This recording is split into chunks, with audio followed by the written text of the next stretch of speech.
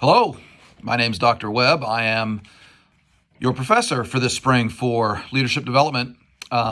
This is for the spring 2024 session of the course, and I'm really excited to get into this material with you, help facilitate some discussions about what it means to be a leader and some of the background and theory of leadership. This is my sixth or seventh time teaching the course now. It's typically been an 8-week module, but as you all know, it's now a full semester online module. So it'll be a little bit different than in the past, but essentially it's a lot of the same material. I want to start by just introducing myself, letting you know a little bit about who I am. I've been at Houghton for over 30 years. I started as a resident director, moved into student programs where I worked with leadership and campus activities and so forth. Then I've coached for quite a few years in the athletic department, was a longtime soccer coach, assisted with both the men and the women, and then head coach for the men's program, and have now been the athletic director for the last 5 years. And so I've been at Houghton a long time. I'll probably incorporate some of my Houghton experiences into some of the discussions that we have in the course. You'll hear me tie in athletics somewhat regularly, as that's the world that I currently live in. But very, very passionate, very, very interested in the field of leadership. That's where my degree is in. My doctoral degree is in organizational leadership. So I'm just very interested in that field, and it constantly is evolving and growing, and new theories being developed and so forth.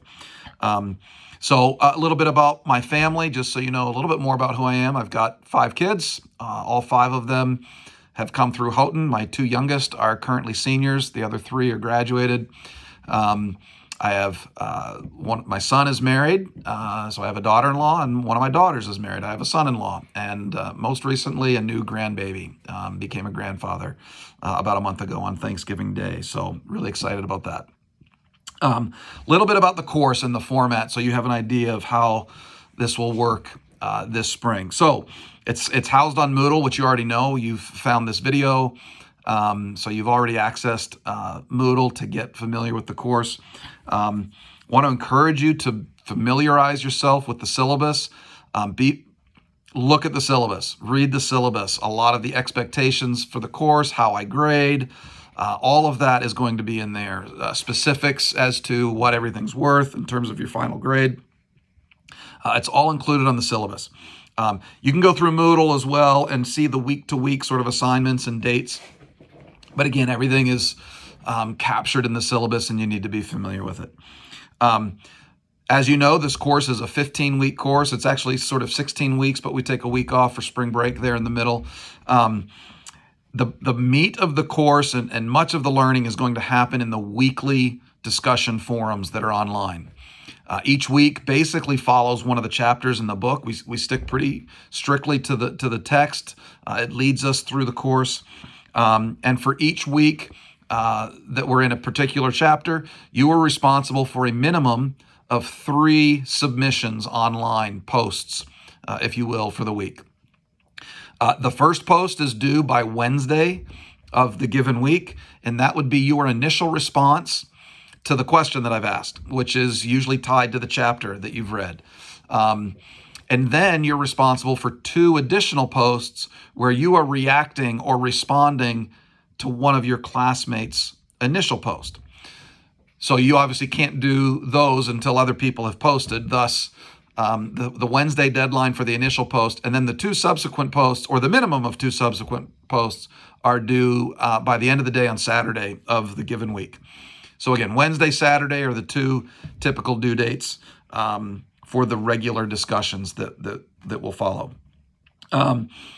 Stick to the word count. You'll see in each discussion, I put a maximum word count on there. Not that I don't want to hear everything that you know about leadership, but there's a lot of posts. There's a lot of you in the class. And there's a skill that you need to develop in terms of succinctly getting your point across. You'll also see in the syllabus that each post needs to sort of further the discussion, ask questions, challenge other people's ideas maybe. Simply saying, hey, Sally, great post. I loved what you said. I agree with you. Good job.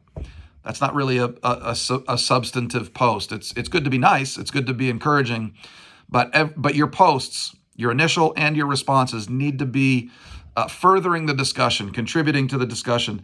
And every post that you make needs to have a source that backs that up, or that shows that you've referenced it, whether it be the text, whether it be videos that I've posted online, whether it be other resources that you're seeking out on your own.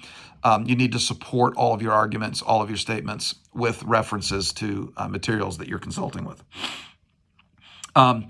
Each week you'll see in the module as well on Moodle additional PowerPoint slides relative to the book, additional resources, videos, links to other sources that you might find interesting or helpful as you navigate the discussions. Then there are 2 papers in the course.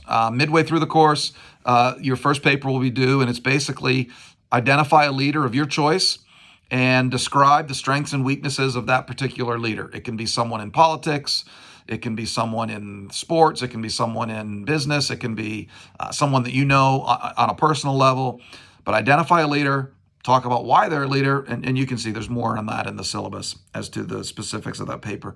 And then the final paper is your personal philosophy of leadership. What do you believe leadership ultimately is? And hopefully throughout the course, you'll glean sort of information and ideas and concepts that will help you formalize your own personal philosophy of leadership, sort of what you've gathered through the course this semester, which will help you put that paper together. Leadership, to give you a little bit of an inside scoop into where I'm coming from, leadership is about influence, is about influencing others. We all have the capacity to lead. We all have the potential to lead, whether it be within our family group, our work setting, our social groups. There are others around. And so since we have potential to influence others, we have capacity to lead. And I think we have responsibility to learn about what that means and how we can lead appropriately.